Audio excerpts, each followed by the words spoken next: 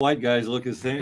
Tyler, every name Chandler. is different. Hey. I'm Matt. I'm Chandler. How are you guys doing today? We are getting ready to start in just a couple seconds with another episode of United Shades of Gray, Conversations of Race in America. I'm really liking the way I'm sounding in these headphones. I don't know. Mark, say something. What do you think? Testing. Sibilance. You have sound? I don't. You don't have sound? No. There you go. Oh. How's that? I hear it now. Yep. Okay, so sounds good. So we're going to get started in just a second. As you guys are coming into this conversation, we got a good conversation, I think, today. So I want you to like, tag, and share this conversation. We're going to talk about the impact of fatherlessness has on society. And we'll look at this from a couple of different perspectives. So let's get in here. Those of you who are coming in, let's make it happen. Let's do this. We're getting ready to get started in just a hot second. You're opening it up. It's not a closed session, is it? No, it's open. All right. We're here. Good. Oh yeah, you're absolutely right. Weeks away, you didn't have it open. It wasn't me. It was him. Oh, Chandler. It was Chandler Tyler. Chandler Tyler screwed it up. Yeah, so it looks to be live, and we'll check to make sure that we're live.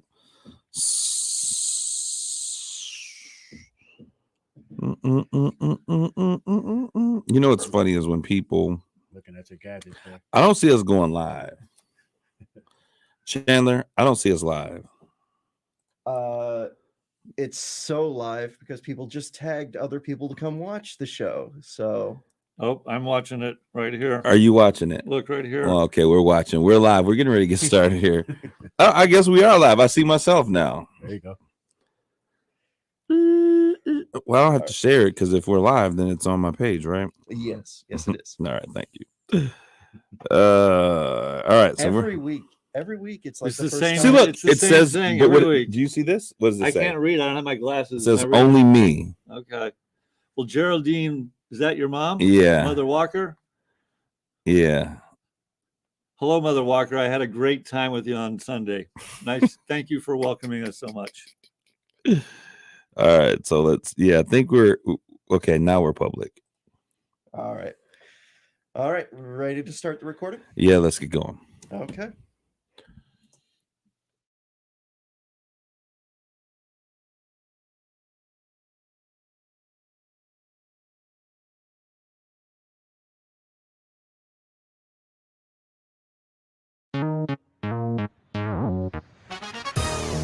Welcome to United Shades of Gray, Conversations of Race in America on 100.5 and 790 News Radio WSGW and online at WSGW.com. Here is your host, Kareem Bowen. Good evening, everyone, and welcome to another edition of United Shades of Gray, Conversations of Race in America. We got a doozy of a conversation for you guys today. I think it's going to be really interesting. Something that we've toyed about talking about for some time. And so Mark said, hey, he had some conversation with someone and he threw me an article. I said, hey, let's talk about it. And I think it's going to be an interesting conversation because, there's always dualistic approaches and viewpoints on how we see things. We all see things from different ways, perspectives. But we have with us today in the studio, I'm going to do this in reverse order. We got my man, Chandler Tyler, our producer, our Chandler P in the place to be. Chandler, no, his name is Chandler P. And I often joke because I always wanted to call him Tyler. I'm gonna bring in that name tag eventually. You Chandler. need to put like a sign, Chandler, all bold letters. So Chandler. You can remember. It'll be a light up sign too. So Chandler P in the place to be. Either that or a shock collar. Every time he says Tyler, he's in shock. That ain't happening. All right. And we also have with us here, as you hear him interjecting, Mark Bassett, who has been our co-host. He's in here coming every week. We're having these great conversations. Mark, welcome once again. Thank you, Kareem. If you don't mind, I want to congratulate Kareem. For those of you who don't know, Kareem is also a pastor, the Potter's Touch. Yeah. Celebrated his 9th anniversary as the pastor of the Potter's Touch. My wife and I joined him for his 12 noon service. Roman Catholics, first time in a predominantly black church. It was very interesting, great music. our guy Frank Sanders did a great job with his sermon. Great sermon. And just thank you so much for the hospitality and congratulations. Absolutely. Yeah. Hey, Larry, what's good out there? So, no, it was great. You know, Yeah. I've had a number of friends growing up when I was a kid. My friends used to always make me this deal because we played basketball. So we would play basketball and we wouldn't get out of church. My grandfather was a good old Pentecostal Church of God in Christ member, right? And so we would have basketball practice at about 11 o'clock. So if you went to my church, we were in church for about 2.5 hours, which meant by the time you got to basketball practice, we had already done all of our running and you were there just for a couple shoot arounds and that was it. So my friends was, hey, if you go to church, I'll go to church with you. And we got to church with them and we would always end up doing the 4-liners and the suicides. And then they came to church with me and it was like, hey, we're going to start going to church with you on Sunday because we never had to do any running on Sunday for practice. And so that became the thing. So a lot of my friends grew up going to church, going to a Black Pentecostal church, good old Catholic folk. But we also have with us in the studio today one of my, I consider him one of my good friends. He's not even a friend. This is my brother, Jeffery Bulls. He's my younger brother. I love the way he thinks. He's got great perspectives. And Mark, that word you love, community activist. Now, if I'm a community activist, then this brother definitely is. But he speaks up for the people in the community, doing so many great things, sitting on boards, making stuff happen. United Shades of Gray, welcome Jeffery Bulls back. He's been here before. Jeff, give a shout out. Hello, everybody. Thanks for having me. All right. And as you notice, he's a man with great thoughts. I'm a great man with a big mouth. So together he says it quietly and then I just shout it from the rooftops. So we work well together. We're going to get into this conversation. Someone handed me something, but I'm not going to talk about that just yet because I want to do more research on the situation that we heard about with the state police officer, the whole issue with pulling the African-American man over with thoughts of he was possibly going to be, he was inebriated. But he ended up punching him. But we're going to figure out what's going on. I like to give information and share information that I've kind of really had an opportunity to look into. And that is not one of them, even though Ann Williams, you did such a wonderful job sharing that information on this morning on WSGW. But we're going to forgo that. There's some other things that I want to take a look at and get us kind of talking about. But for those of you out there in the social media stream, I see you guys coming in. Why don't you like, tag, and share this conversation? Jeff, Elaine Cook said hello to you, but did not give me a shout out. Those of you out there, we thank you guys for coming in week after week. And you know who I got to give a shout out to?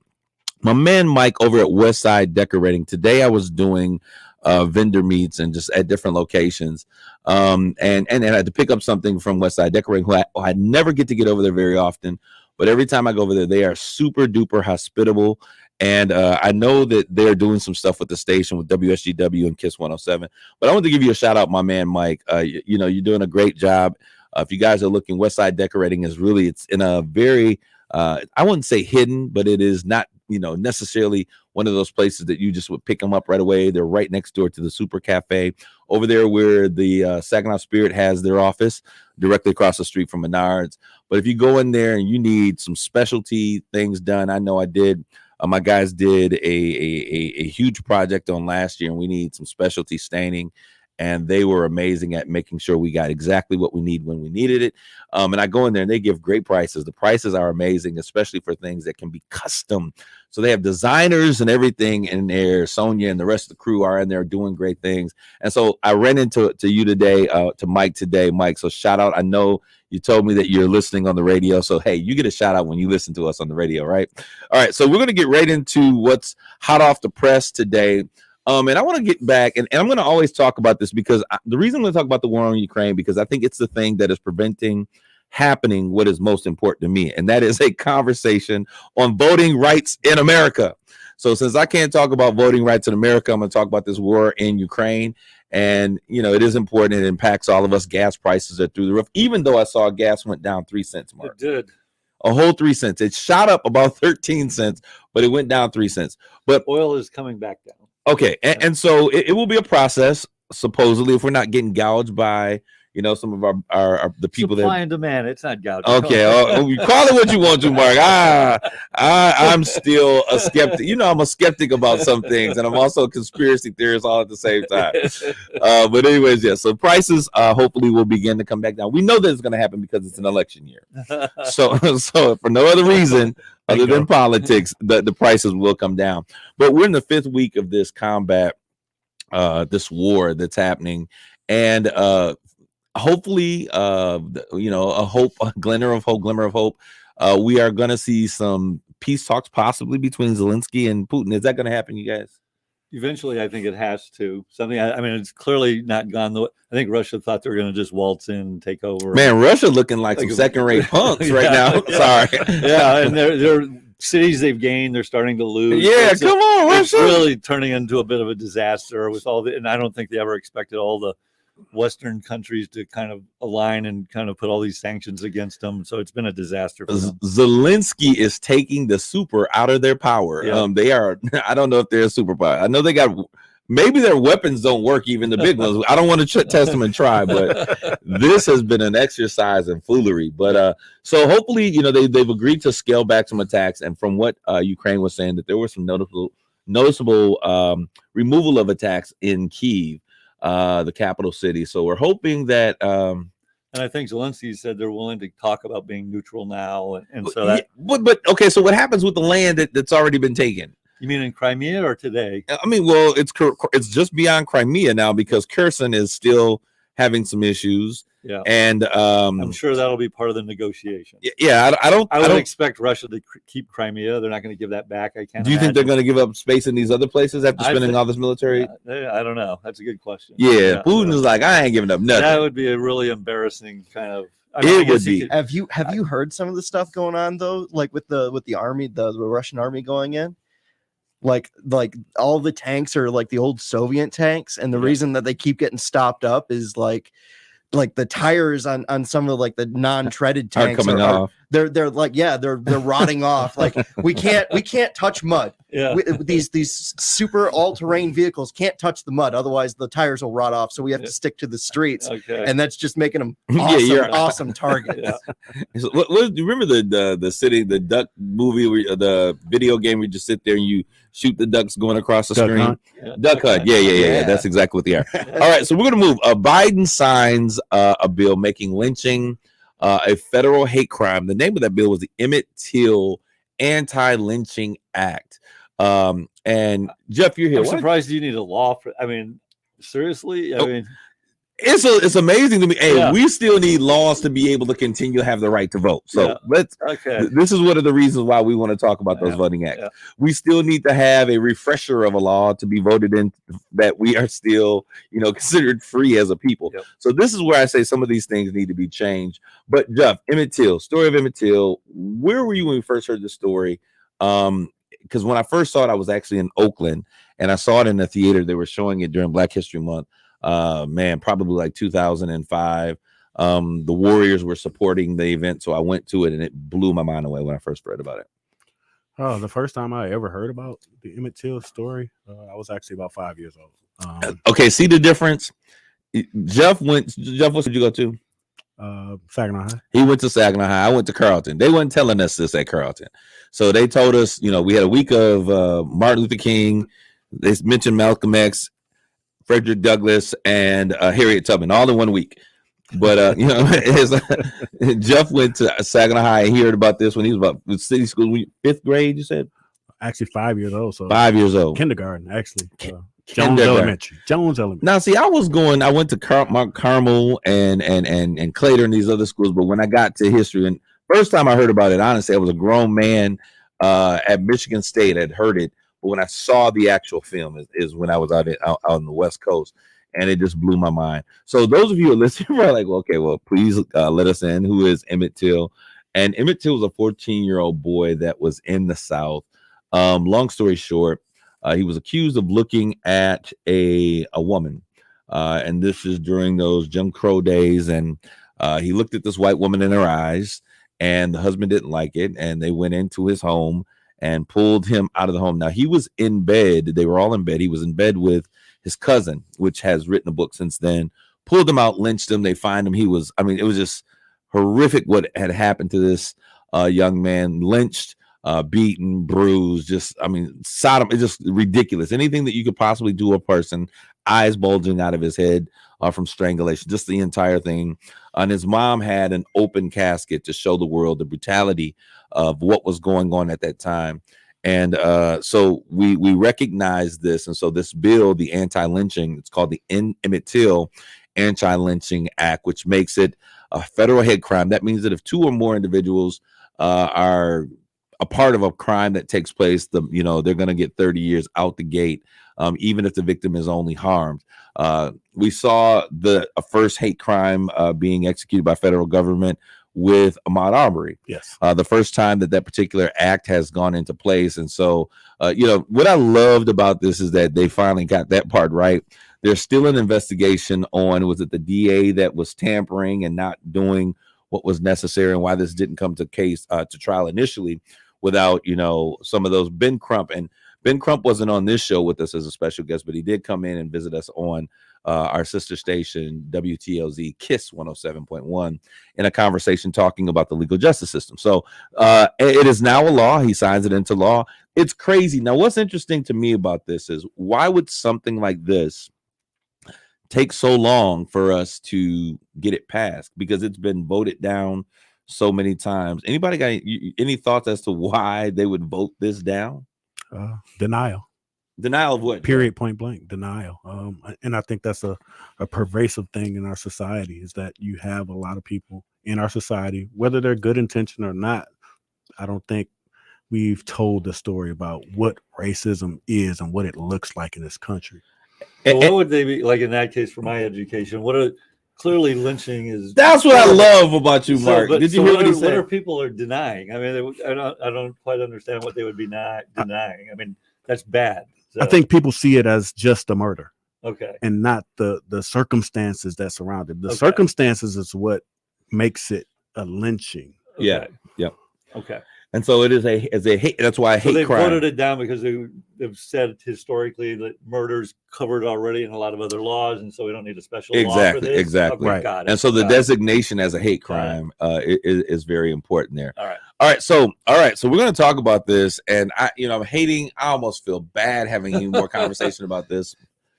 I put a post on one of my social media pages, and Jeff, I think you were, it was just ridiculous. I think a couple hundred people, 180, a couple hundred people, I don't know what it is, were posted and going back and forth. And I was like, listen, as a man who does not have rich men problem the way that Will Smith and Chris Rock have, like, I can take about 30 minutes and have a conversation about it. And then it's on to dealing with life's issues. But I want to talk about the slap that was heard around the world. They've been talking about this on everything on every station in the planet, and that is when Will Smith, aka Ali, he was having flashbacks of his days at portraying the great actress Ali. He slapped. I can't say what Chris Rock said, but he slapped the taste out of Chris Rock's mouth, and I guess that's the way I would have to say it. Chris Rock, who is a comedian known for joking and pushing the envelope, and that's one of the reasons why they have Chris Rock come on. What are your thoughts? Now, there was this whole conversation like, yes, you should never talk about a man's wife. So he was justified of jumping on the stage, running down the railway, slapping another of his comrades on an industry event. That's the thing. Your bosses are in charge here. Right. This is an industry event. This is pretty much like a work party that you're going to, and they're going to give out, who won the, what the microwave oven or whatever the thing is at your work party. So this took place at the Oscars. What are your thoughts, gentlemen? And was he justified that level of violence and force for the words that he said? He made a reference to Jada Pinkett Smith, and I'm sure you guys know about this. But we got these three fellas here having this conversation. Hey, he's waiting for the next installment of G.I. Jane. G.I. Jane, famously played by Demi Moore, who shaved her head for the occasion. I did not know this, and I don't know if the I world didn't knew know this. it either. The Jada. Me either. I had no clue. Alopecia. Yeah. So she suffered from alopecia. I thought because her I hair, thought she just shaved her head. and she's frankly. been doing it. You know, Yeah. She's been doing it for years. For She's always years. had short hair. short hair. So I just said, okay, But it you know, wouldn't stun me if Chris Rock didn't actually know, to be honest. I don't think that Chris Rock, he said that he didn't know, as a matter of fact. He wasn't aware. Yeah. So, anyways, he got slapped like crazy. Will was mad. He went into his I am legend, mode and went on the stage and slapped the guy. So this is the thing. So I listened and Well, someone told me, I didn't see it. I still haven't watched the clip, that he actually laughed initially. he was He did. laughing. Yeah. He did. I mean, and Yeah. people were like, "Oh, it was the afterlife." No, he was laughing at the comment. Yeah. And so, so now Larry Redardi, and Larry probably knows better than any of us because he keeps up with the times. Hey, Larry, how's it going? Good Larry to see you. says Will Smith now faces suspension, expulsion, and other sanctions after the Oscars Board of Governors held an emergency meeting to discuss consequences. I now- don't think he needs to worry financially, though, at this point. I mean, dude, and to be honest, because he is a box office draw, Yeah. I don't expect anything of any great circumstance. He may get a punishment, a fine, and suspended for 2 weeks, but they're going to bring him right back because he's a box office smasher. Absolutely. 4th of July just ain't the same with a good Will Smith without a good Will Smith movie. I mean, but anyways, I'll tell you what I did not like. So first of all, was he justified? Go ahead. Was he justified, Mark? Absolutely not. I mean, is that a legitimate question? Mark, you mean to tell me if someone said something about Mary's new hair, you wouldn't jump on the stage and just go up there No. and slap them silly? Obviously not. It would have been much more powerful to grab the mic from him and say, hey, making fun of someone with a disease is not cool. Or, I mean, And I because he's think basically delegitimized based himself. upon the way Chris' posture was, I think that's what he thought might happen. Yeah. That he would get up there because Will ain't never been gangster. Yeah.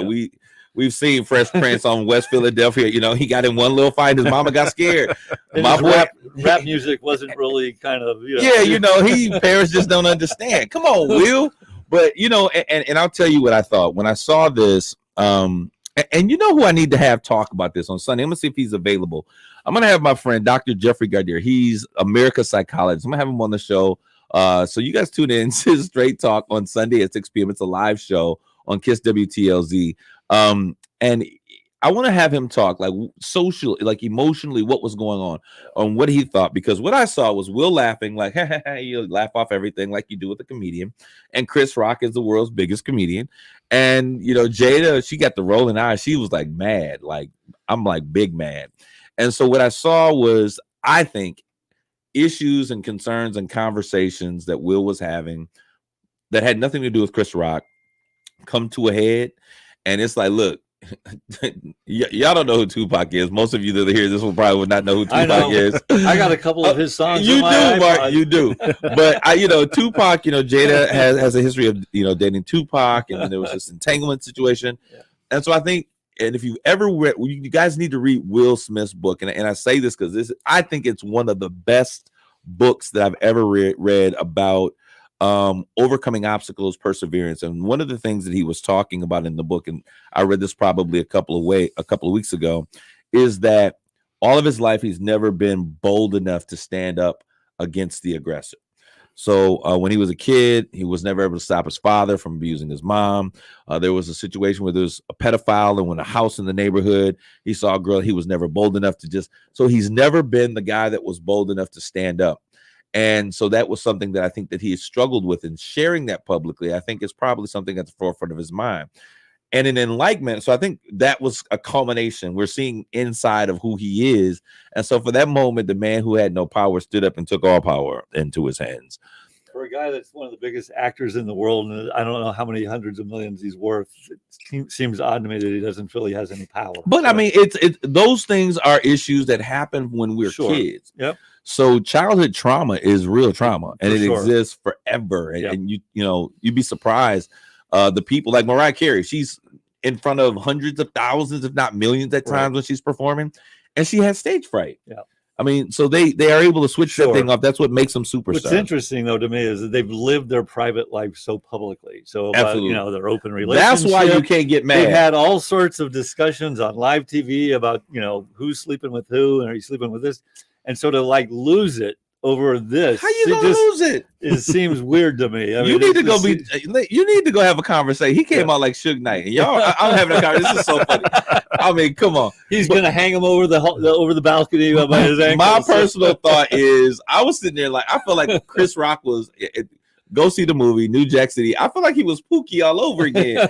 I was like, come on, y'all, come on. But what I loved about this, and what I loved about this was the fact that Chris Rock showed such great restraint in He how did. I he was handled. super. I mean, as a comedian, you're used to heckling, and so I mean, Man. unbelievable composure. I mean, what does this mean for comedians across the world? Do we no longer pick on the people? That's Yeah. that's the most fun in the going to see a comedian. Comedians Comedy's with all- CCWs, Yeah, pretty much. yeah. But the thing is, so if you guys have heard, Chris Rock had just recently on one of his podcasts shared about how he was dealing with his therapist because as a kid he was bullied as a young kid because he was small, and that's one of the reasons why Will hit him because he knew that Chris was smaller than he was. And then he went to he was bused to an all-white school. Then he was not only the smallest kid, but he was also the black kid in it. So he was being bullied his entire life, and so he stood up to the bully, and he put a brick inside of a pillowcase. And he was so fed up with the bully that he was angry, and he hit the bully with this the brick in the pillowcase, and nearly killed the guy. Wow. And so he was sharing how his therapist was saying, Chris, we have seen you just being taken advantage of by your friends in marriages and relationships and people all around you in Hollywood.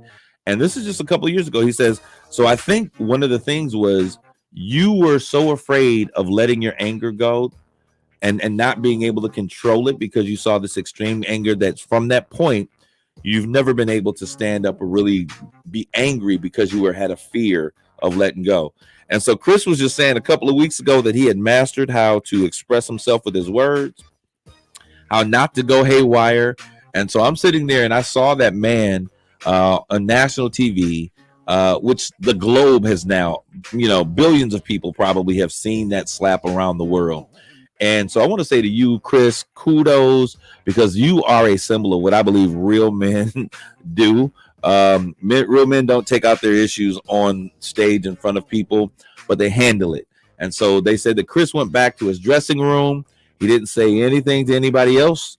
And once he was done, he left and he was out of there. And so he hasn't spoken, but he is now getting ready to go live in his stand-up tour.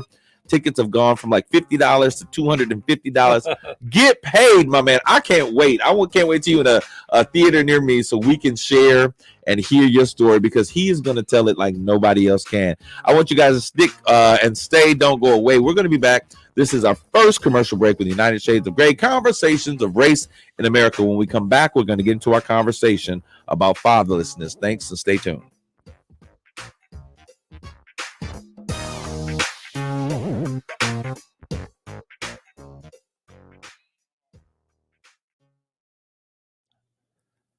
All right, guys, we're here. Thank you guys for tuning in. Let's build this audience. We're here and we're going to have a conversation, which can be uncomfortable because it's a conversation where you have to really reflect and look at yourself in the mirror and be honest with where you are. We're going to talk about the impact of fatherlessness on society.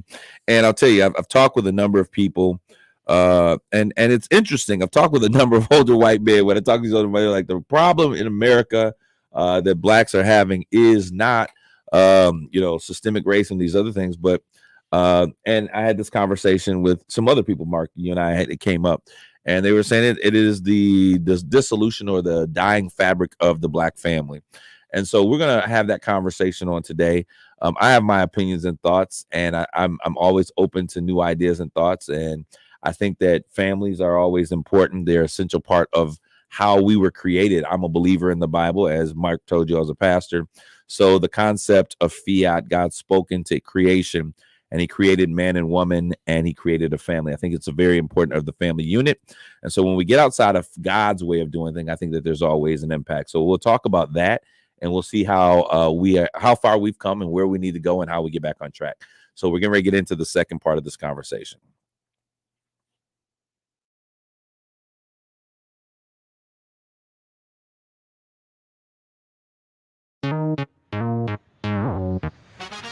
You're listening to United Shades of Grey on WSGW. Hey, this is Kareem Bowen. You're back with United Shades of Gray, Conversations of Race in America. Today, we're going to begin. Larry, thank you, Larry Rodarte. You have to watch his show as well. He also comes on Sundays. At what time, Tyler? What time does our show come on? I think his 7. comes on at. We're at 7, so we're he's at just 7. at He's at 8. And you've got to watch his show, Mahenta. He is a great show. He does a great job. Larry, thanks for tuning in this evening. All right, so we're talking today. Our conversation is about the impact of fatherlessness in America. So, Mark, and you don't always take the lead on a conversation, sure. So I'm going to allow you to do so because okay. And tell us how we got here, and then we'll kind of move forward. Yeah, well, I think you and I have had this discussion before, and one of the things I've wondered is, is one of the problems that's going on in the Black community, kind of the dissolution of the family, the high rate of fatherless families. As I told you a few weeks ago, we have at least 2 new fans, my wife and my therapist. My therapist is a PhD. Can we say his name? I don't know. Let me ask him. Hi, therapist. Yeah, I'll ask him. Hey, Mary. You're already out there, Mary, so we'll say hi to you anyways. And I don't know about whether that's breaking his rules. Okay. You're right. Yeah. Anyway, he loves the show. He absolutely loves it. And he forwarded me this article, op-ed by a elderly Black gentleman, came from Jim Crow era South. He's probably my guess from the years he was a child down South in the late 60s, early 70s. And, his thing was it's basically that, yes, the Black community has had slavery, had Jim Crow, has come from very disadvantaged socially, very disadvantaged economically, but it's gotten a lot better over the last 30, 40 years. And at some point, you have to look at yourself in the mirror and take some personal accountability as well. You can't just blame history in the past. And yes, racism still exists, but you have to take personal accountability as well. And his things were really about the dissolution of the Black family. And the data he showed, and you and I have both gone on and looked, across all races in this country, fatherless families have gone up substantially. But what I think is clear, it's much higher in the Black community than the white community. And he kind of pins that. And clearly, I think the data shows, irrespective of race, a single parent home, a child coming from a single parent home is hugely disadvantaged versus a dual parent home on average. Absolutely. And he talked about, yes, what happened to these people by the police is horrible and it's murder, but Black on Black crime, frankly, it's 90 some odd % of murders of Blacks are from other Black people. And at some point we have to take accountability ourselves of what we're doing and own up to it and change. So, all right. I mean, I think that's a great prelude. Thank you very much for setting that up for us. And so I think that you unpacked a lot here. Yeah. There's a lot of impact that I think that we need to talk. And so I'm gonna give Jeff, I'm gonna give you a chance to kind of get in there, maybe some things that Mark said and position. And the one thing I want to be like, I don't want to get into like Black fathers are better than white fathers, and fatherlessness is just a bad thing. No, it is, and it is an epidemic that is hitting our nation, and it started off in certain communities, but we see that happening across the nation. Yeah. What you don't know, Mark, is that for 5 years I did a partnership with President Obama, and we did a national tour from literally LA to DC, talking about issues that impact young men and boys, particularly focused on Black and brown communities. And ending with the Congressional Black Caucus. And this was an amazing seeing the impact of fatherlessness in communities of color and how it played out. But Jeff, I'm going to allow you to go ahead. Well, and I also wrote a book about it, but we'll talk about that later. Well, I did see that report. What is it? The Monahan report? Monahan. Yep. And it's common. I think it's common. I pay a lot of attention to politics. Particularly, my biggest mentor is a Black Republican, so I kind of know that train of thought. Yeah, you guys know the same. I know the train of thought. JG. Yep. Shout out to my guy. What's up, Jimmy? Yeah. So I've had that conversation, and it's a solid one, but it has gaps. Okay. One of the gaps is, you talk about statistics that show that Black fathers aren't in the home. And the gap is just because they aren't in the home doesn't mean that they're not in their child's life.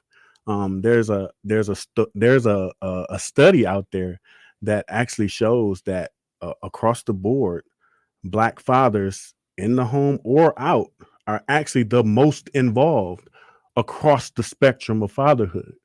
So I think studies like that, when we reference data, you have to fill in the gaps. And yes, that doesn't absolve, Black fathers that aren't involved. We should admonish them when they aren't involved. That's the piece that we should, bring forward. But I think when you paint a picture and it has gaps, it tends to create a narrative that's not necessarily true. So you're saying when we look at the statistics and they say, hey, this percentage of Black fathers, they're looking at homes that are led by single parent moms. And so that number, that statistic, hey, I don't like that number either. I'm going to be very honest with you. I don't like the number. But like Jeff, like you were saying, I do understand the dynamic and what those, just because the families are not married. Let me give you an example. And my mom, I'm not going to, mom, for one time, I'm not going to share my personal experience. But there are families that, especially in Black communities, white America, and me and my friends used to joke about this. White kids, when they turn 19, they ready to get married. Like by 22, 23, they are married, they're ready. And by the time we decide to get married at 32, 33, 34, they're on their second or third wife. They have no issues with the institution of marriage, which I love that about them, about my counterparts. And in Black communities, you might date for a good 14 years before you get married. Those are cultural differences. And I think that there's some reasoning behind those things, but those are things that we look at culturally. But that doesn't mean that those men are absent from their fathers, from their children's lives. Now, there are a lot of absent fathers. We have one on here right now, Elaine Cook. Yep, you're a single parent mom that raised, 6 kids. On your own, put yourself in school, bachelor's, master's degree. I know your story very well. And you share, some of that story in your book, Before Sunrise or Sunrise or something, whatever it is, but amazing stories out there of this type of thing. So Mark, you would say, because the question comes up, is poverty the reason for the demise of the Black family, or is the demise of the Black family the reason for their poverty? Yeah, I think it's an interesting question. Again, as I was driving over here, I was thinking, because I typically use with you, it's not a racial thing, it's not racist, it's socioeconomic. Absolutely. And to me, it would be interesting to see this cut from not just a pure race thing, but from the average income of a household thing. Because ultimately, again, this guy's op-ed, he had some statistics from the father absence and crisis in America. They're obviously trying to make a point, but generally speaking, if you come from a single parent home, you're 4 times greater to have risk of poverty. You're probably coming from a poor home to begin with. You're 2 times more likely to drop out of high school. And so I think it's a fair question of is it socioeconomic or is it race, some sort of cultural thing?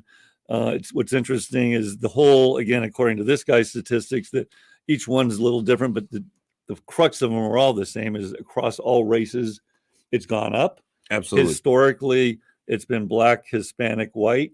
And again, I think it would be interesting to do that study if you segmented those races by socioeconomic and whether the real correlation is socioeconomic or race. I tend to believe it's probably more socioeconomic than anything.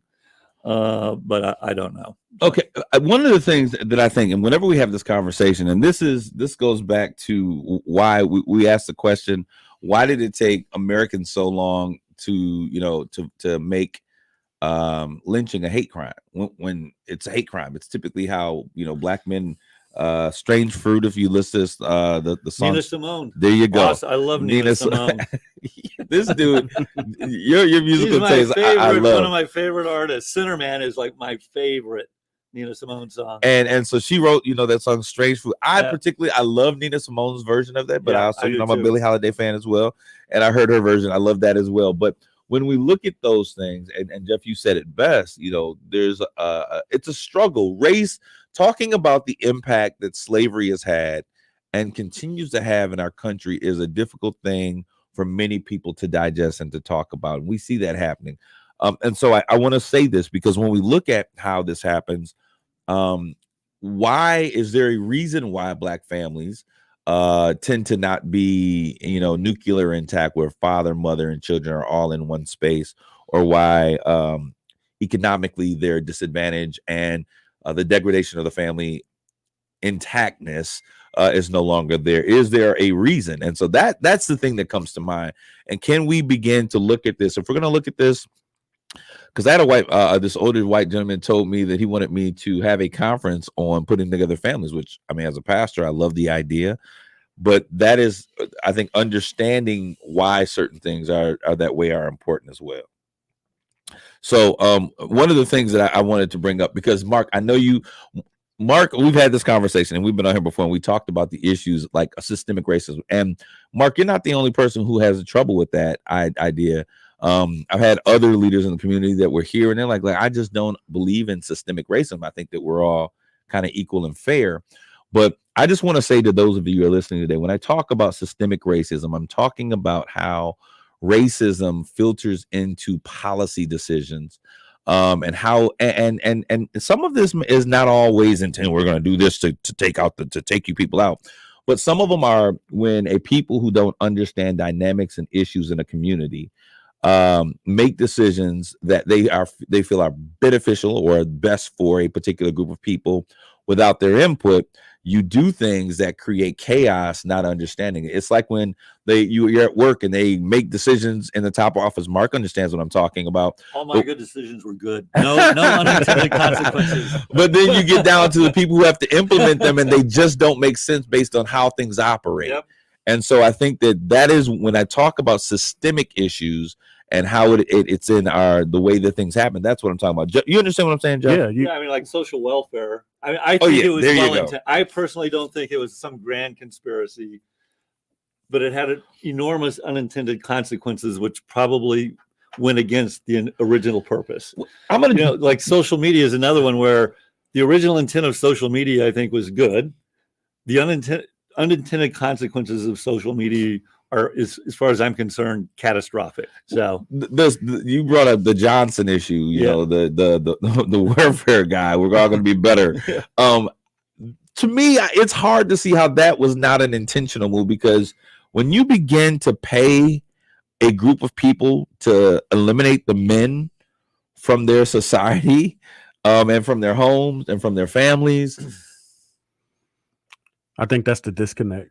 Well, you think it's a disconnect? I think that's the disconnect. I think people like yourself, I think you think of yourself like, hey, I'm not racist, so I can't really fathom somebody doing this. Right. Well, when you look back, and we can always go back, but I mean, when you look at actual policy decisions in this country that disenfranchise Black people, those were purposeful. Like when you talk about housing, for instance, and you talk about restrictive deeds and covenants, that was intentional. Or redlining, redlining. Yep. It was intentional. It's actually written. You don't write those on accident. Like, oh, I didn't realize we wrote it that way. Like, no, it was intent. And I think that's the disconnect. I think a lot of times other people see racism like bigotry. Like bigotry is more, individualized, like, hey, I hate those people, right, rather than systemic racism where it's baked into the cake. It was policy and it was carried on. Like, I think that's the disconnect to me. Now, I want to take, because I want to make sure that we're talking about this issue of fatherlessness. And so when I look at that, I'm thinking of things that existed, for instance, because African Americans were not considered, and I'm kind of gonna go from where we were to where we are today, kind of really quickly, if I could, because Blacks were considered to be human, or really allowed totally human to have their own possessions, but they were possessions. They weren't allowed to own property, and they weren't allowed to enter into covenants, marriages, things that were legal, right? So blacks created this institution where they would jump the broom, and jumping in the broom was basically something that they would do to symbolize this marriage.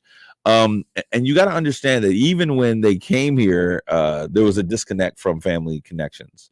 And then those slaves that were here that made it to this new world, when they were here and they were seen connecting and marrying and having children, oftentimes intentionally they would separate families.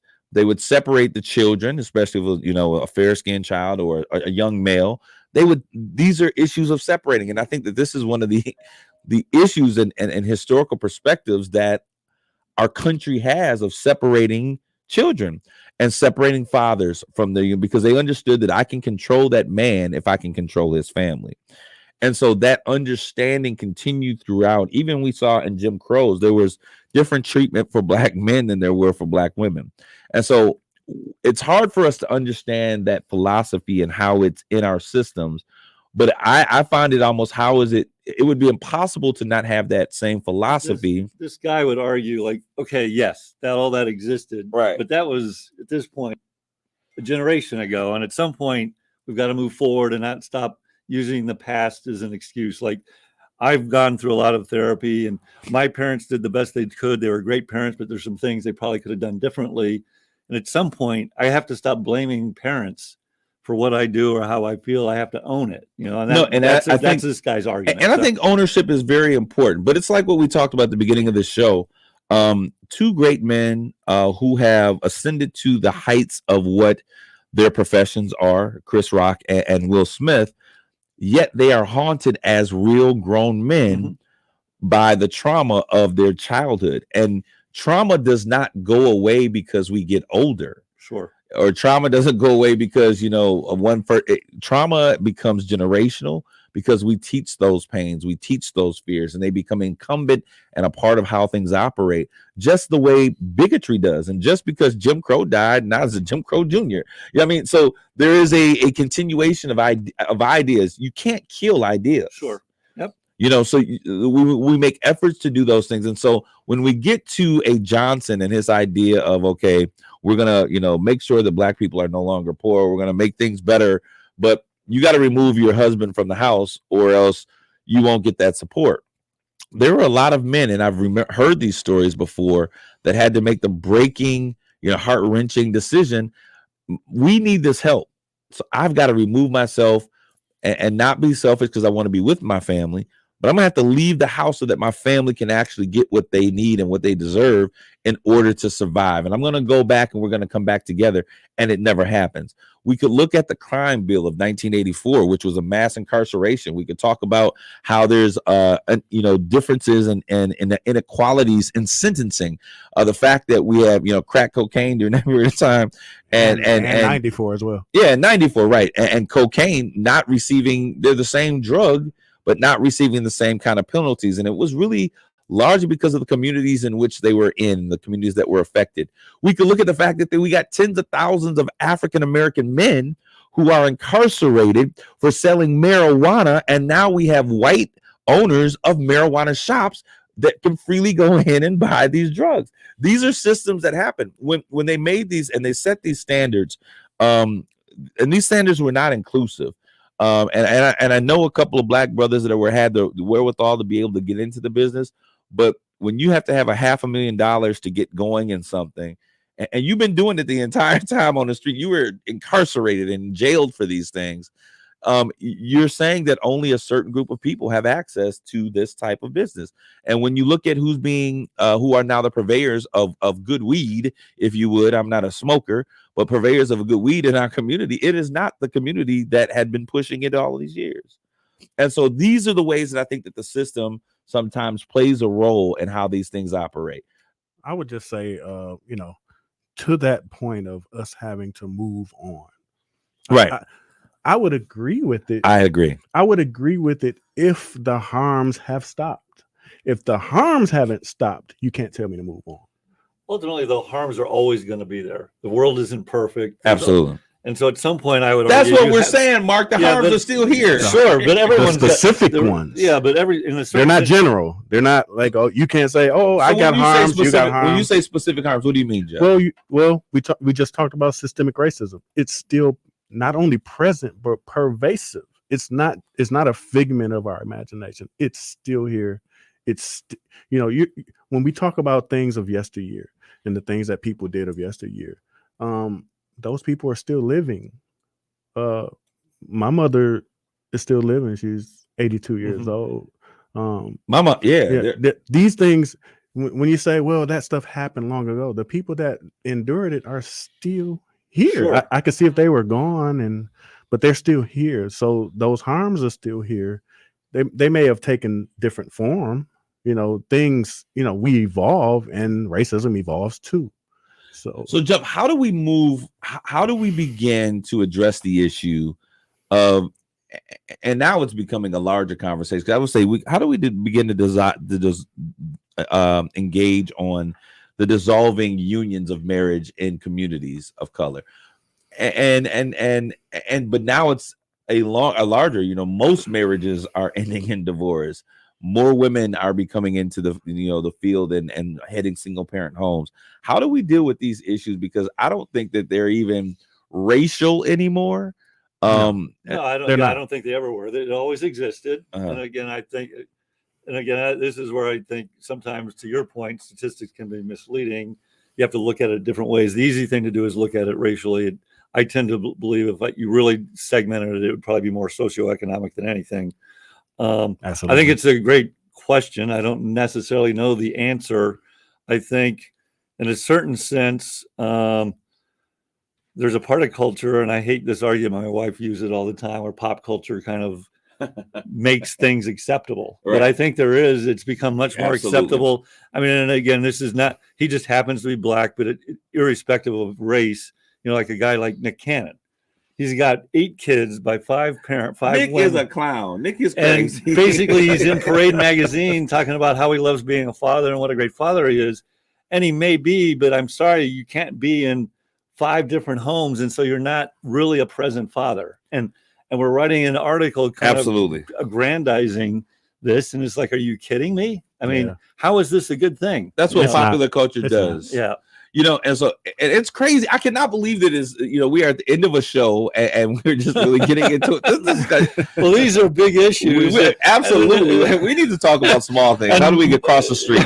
But Need more time. absolutely. But I'm thinking about this, and I'm reminded of something my grandfather used to say to his boys. And say, it's not how many women you can have or how many you can bed or how many women you can please.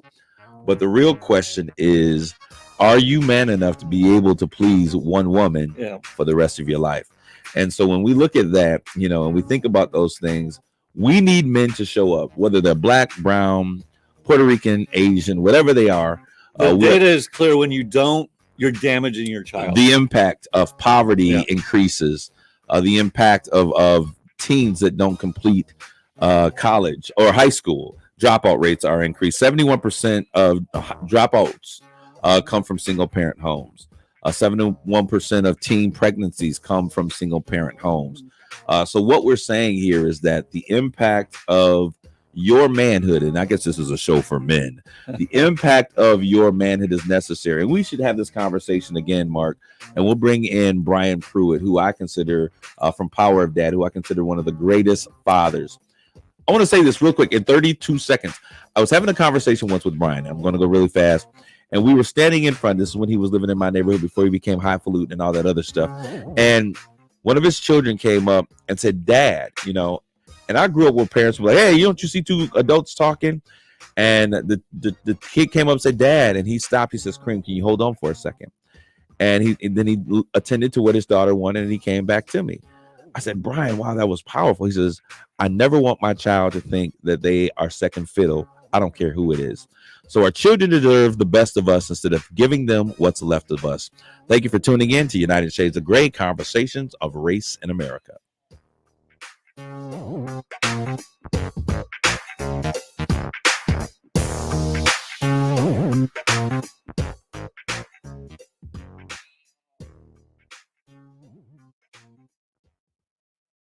You should do overtime. On Yeah, no, that's what I was going to say. So those of you who are out there listening, we want to know what your thoughts are in terms of are we having a whole bunch of deadbeat dads?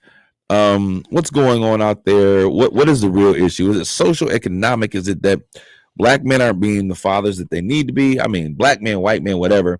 Because I'm counseling people all of the time, and regardless of race, this issue of fatherlessness, it's a plague.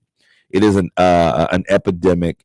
Are we in a place that we no longer value the union of a man and a woman together? And it's really not about marriage, but it's really about parents and families sticking together. Chandler, if I could just bring something up, it's also Chandler, could you please people are always asking me who's the voice that we never see? Oh, do you want me Turn to the just camera do you want on. me to Yeah, steal so it if they over? could Do you just mind if I steal steal your camera? just for a quick second. Thank you. Hello. All right, this is Chandler P, Chandler Tyler, all of those, aka the boss man, aka producer. Here he is. Oh, okay. Hold on. Let me focus. Well, I was going to bring up like a lot of issues that a lot of my friends have right now is that it's just not conceivable to have a family right now. It's not even something that's on the table for a lot of people to even sit down and say, we want to get married in even 5 years, like planning ahead that far. Do they have kids or No, so not even. they're not Not having even any But they not even will have kids because there's no way in the world they're going to live together and not eventually have kids. When you They- do grown they folk stuff, you have grown folks consequences. something They called would love- protection, but, yeah. They would love to have families. They would love to have kids, but Right. just as far as like the world goes with how the economy is and how things in the system are, it's just not conceivable. And this is a different show, but I have a son who's kind of, his girlfriend feels the same way. I don't know. It's not economic, more like the world's going to hell.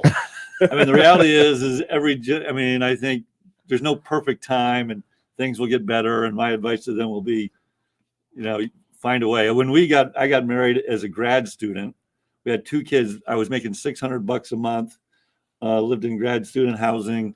I worked at the library for 10 hours a week, and we were on WIC. We were basically on welfare. You find a way to make it work if you love each other, and and we weren't planning to have a kid. It was 2 months in, and it was like, I remember the doctor going, well, what do you want to do? And I was like, I don't know what you mean, but if you're talking about having an abortion, we're not doing that. We're having this kid. So you man up and you I take think we're care of just your in a more situation. progressive society now. Yeah.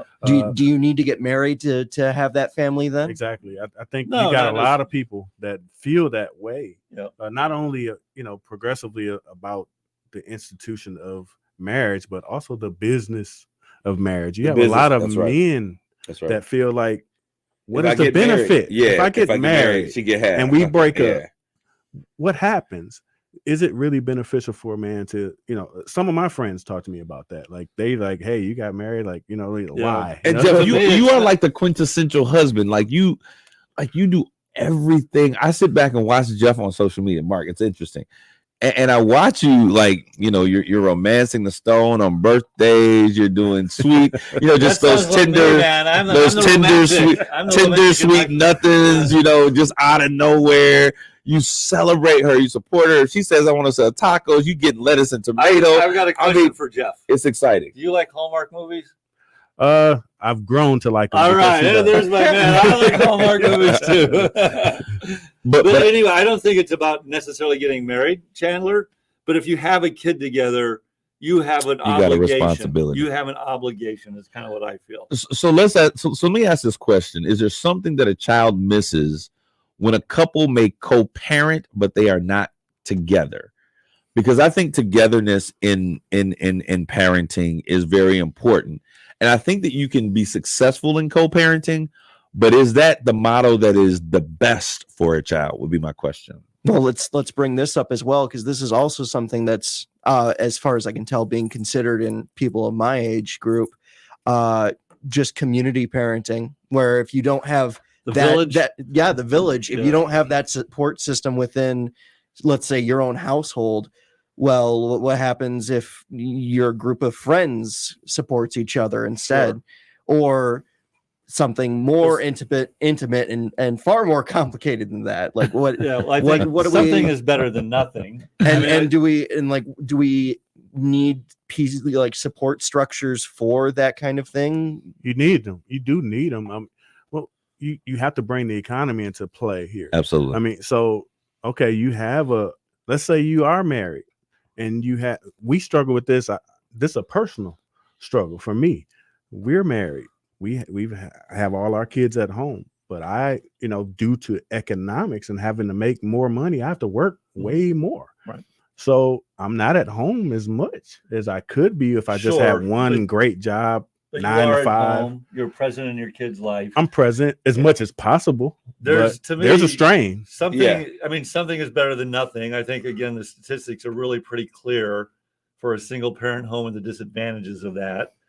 And I'm sorry, but there's something innate biological about having a present father figure. It does, but that's present. But Mark, and I don't want to water down what Jeff was saying, because in your closing you said a present father, a present father present. That is what we said, but and I think that's one of the things that is so important, because with prices, inflation, and the cost of living, and all of these other things, a father can be in the home and still not be present. Not be there. Sure. Again, you can find all sorts of anecdotal examples of But this is real life.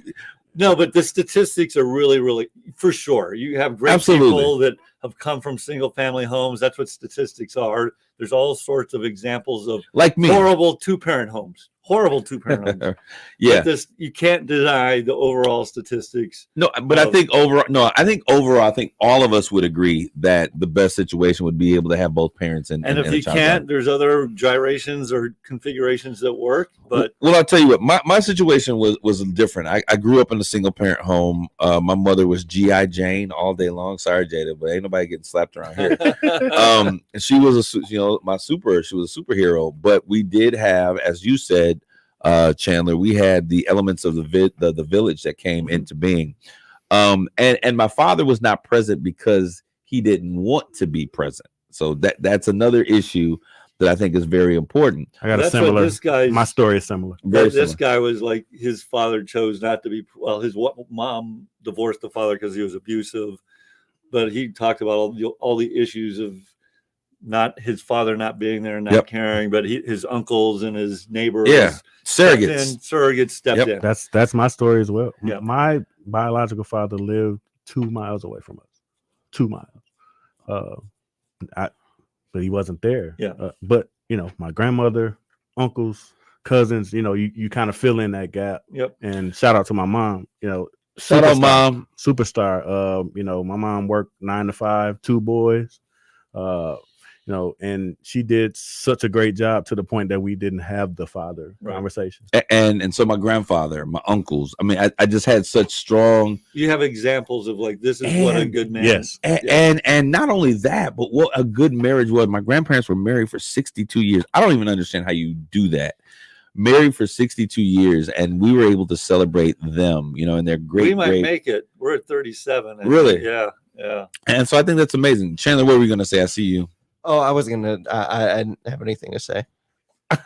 Sorry, my grandparents had the same story. Over 50 years of marriage. So if economics and society and socialization, all these things play a part of it, what are some of the key things that we need to do to return to a place? And can I say one thing? Yeah, absolutely. Those are hindrances to having the ideal situation, but at some point people are making a decision that I am not going to be present.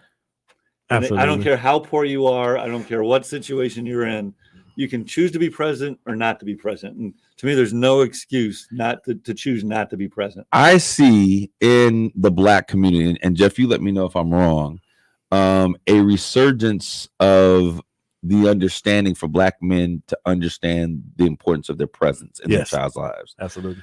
And I'm so excited about that. Working with young people and doing things right now. I had a meeting. It was interesting. I had a meeting just a couple of weeks ago.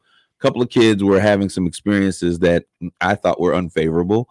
So spoke with the school, got the parents together. And in both cases, the father was the leading factor in those kids and in the conversation and leading the conversation and partnering with those. We're learning that the value that our children has and the value that our children receive from both parents being involved is so necessary to the growth of that child. And it was so good to see those men, those Black men present in the lives of their, one was a young boy, one was a young girl, and how those young people represented. And I remember sitting at the table with mom and dad. One situation, they weren't together, but they were still co-parenting, grandmother and grandfather, and, you know, myself and one of my business, and said, look, this is, we are all a part of your village. And so when I think that we get out of this concept of, you know, my four and no more, and we understand that it takes, truly, the adage is true. It's not just an African proverb. It takes a village, and whether that village is Black, Mexican, from Tijuana or wherever it is, or you know, or Caucasian, whatever it is, it doesn't matter. We are now living in a time where community is having to be involved in the raising and the protection of our young people. I will say too, circle back around to something we talked about with social media, you know, the unintended consequences.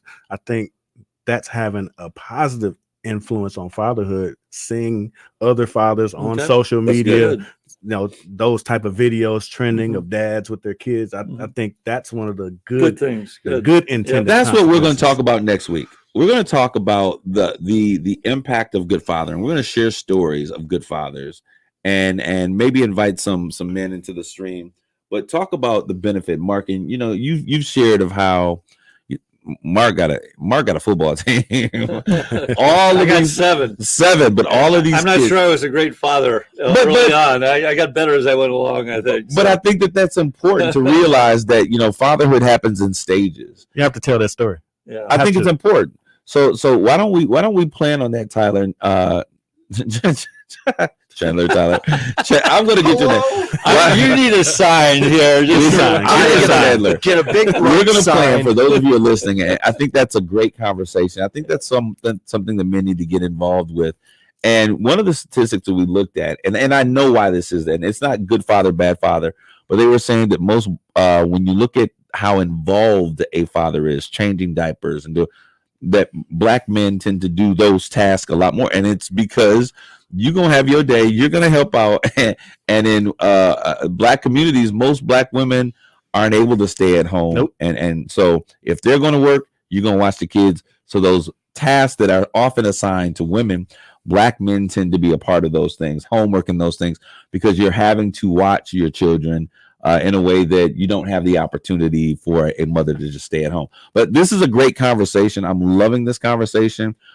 Let's make sure that we're going to share. We're going to get a flyer together. I think we're going to have a conversation about fatherhood and being a man and what it means to impact the generation, especially your children and the kids in your community. I'm loving that conversation, Mark. And that's a conversation that I think Black, white, brown, whatever, it doesn't matter.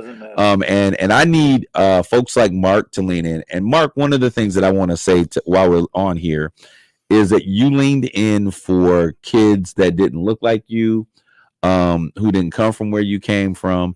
And I'm forever grateful for the fact that you saw a need to create some level of equity on a playing field and to make some things happen. And they didn't look like your kids. They didn't come from where your kids are coming from. But that's what we need. We've got to be able to understand that our family and our community are kind of merging together, and we need each other more than we would be willing to say so. Yep. So I want to thank you guys for tuning into this conversation. Like, tag, and share this conversation. We'll be back next week. We're going to talk about great fathers, real men. All right. So y'all come into that conversation on next week. God bless you all.